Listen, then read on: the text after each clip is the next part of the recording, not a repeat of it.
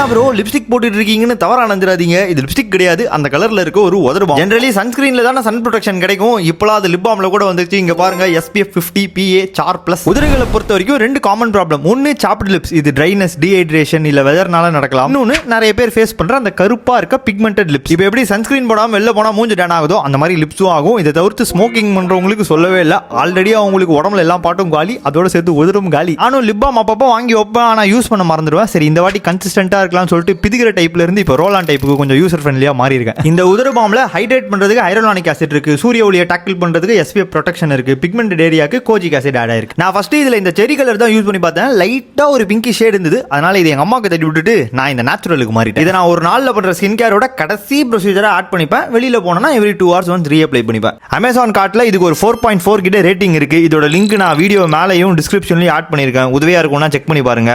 By நண்பர்களே, மண்டபத்திரம் உடம்பு பார்த்துக்கோங்க. டாடா.